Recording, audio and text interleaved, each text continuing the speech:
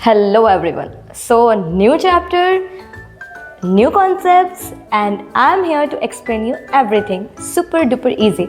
And इस बार मैंने कोशिश की है कि मेरी हैंड राइटिंग पहले से थोड़ी सी बेस्ट हो. So let's start. Okay. So chapter का नाम है hunting gathering to growing food. Very easy chapter. पहले लोग आदि मानव थे तो खाना पकाना तो भूल जाओ, खाना उगाना तक नहीं जानते थे. तो कैसे हंटिंग गैदरिंग से उन लोगों के पास एक चीज़ आई जिसको कहते हैं खाना उगाना. ठीक है, तो ये फेजेस को पहले मैं बताना चाहती हूँ. हमने 3 पार्ट्स में बांट रखे हैं, पैलियोलिथिक, मेसोलिथिक और नियोलिथिक. अब देखो क्या होता है बेटा कि जो पैलियोलिथिक का एज है वहाँ पे हंटर गैदरर्स थे, नो खाना उगाना, नथिंग. फिर मेसोलिथिक में क्या आया? मेसोलिथिक में डोमेस्टिकेशन आया, वेरी इंपॉर्टेंट, जानवरों को पालना शुरू किया. एंड फिर नियोलिथिक के चलते चलते उन लोगों ने क्या किया? खेती करना शुरू कर दिया. सो इस फेजेस को याद रखो. पैलियोलिथिक 2 मिलियन से 12,000 ईयर्स अगो, मेसोलिथिक 12,000 से 10,000 ईयर्स अगो एंड नियोलिथिक 10,000 से टिल टुडे अभी तक चल रहा है. कौन सा फेज चल रहा है अभी तक? नियोलिथिक चल रहा है. बच्चों कौन सा फेज चल रहा है? बोलो. नियोलिथिक फेज चल रहा है. Very good. सो उसमें अब पहले आप हंटिंग गैदरर्स वाला टॉपिक पढ़ते हैं. हम हंटर गैदरर्स, जब आप एनसीईआरटी पढ़ोगे तो 30 रीजन्स बताते हैं एनसीईआरटी कि क्यों लोग यहाँ से वहाँ जाते थे, क्या क्या उनको ज़रूरतें थी. तो पहला तो उनको रिसोर्सेज की. अब मान के चलो मैं एक आदि मानव हूँ, हम सब एक आदि मानव हैं, हम इस प्लेस पे रहते हैं. चलो ठीक है रहते हैं, लेकिन हम कब तक यहाँ रहेंगे? यहाँ के जो फ्रूट्स हैं, यहाँ के जो सोर्सेज हैं वो कभी ना कभी तो ख़त्म होंगे ना. तो अगर जब वो ख़त्म हो जाएंगे तो हम यहाँ से छोड़ के हम दूसरी जगह पे जाएंगे. तो पहला रीज़न तो ये.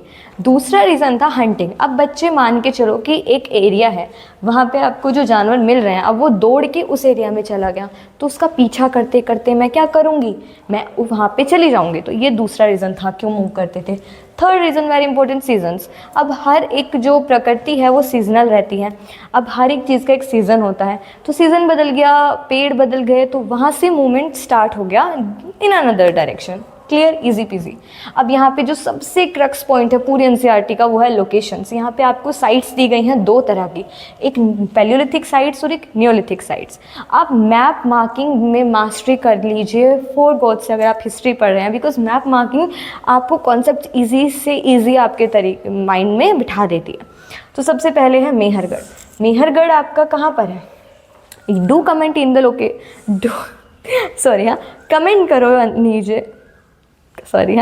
Do comment and tell me कि मेहरगढ़ आपका कौन से लोकेशन पर है. मैंने यहाँ पे कुछ जगहों की लोकेशन लिखी, जैसे कि दौली हेडिंग और हल्लोर की और पय्यमपल्ली. पर्टिकुलरली मुझे इनकी आपकी क्या चाहिए? लोकेशन चाहिए, कौन से स्टेट में लाई करते हैं. You have to tell me in the comments. Okay. So paleolithic में आपकी 4 अटक बहुत रही हो इस वीडियो में. सबसे पहले आपकी आती है पैलियोलिथिक साइट्स. पैलियोलिथिक साइट्स में आपकी 3 मेजर साइट्स आती है. पहली भीमबेटका जो कि मध्य प्रदेश में है. पैलियोलिथिक में मैंने आपको क्या बताया था कि हंटर गैदरर्स थे. उन्हें कोई आइडिया नहीं था बच्चे कि डोमेस्टिकेशन कैसे होता है, जानवरों को कैसे पालना है और खेती कैसे करनी है, उन्हें नहीं पता था. तो सबसे पहले भीमबेटका जो कि मध्य प्रदेश में, यहाँ से बहुत सारी केव्स आपकी मिली हैं, गुफाएँ मिली हैं. और गुफाओं को कौन एनालाइज करेगा? Do tell me in the comments. Okay, let me tell you it myself, archaeologist. Okay. फिर आपकी हुंस्की आपकी एक साइट है, वेरी इंपॉर्टेंट, ये कर्नाटक में पड़ती है. फिर आपकी करनौल एक साइट है आंध्र प्रदेश में, यहाँ से फायर एविडेंस मिले हैं. अब moving to the neolithic phase आपका बुर्ज होम आपको यहाँ पड़ेगा जम्मू कश्मीर के एरिया में. यहाँ पे पिट हाउसेज मिले हैं, वेरी वेरी इंपॉर्टेंट.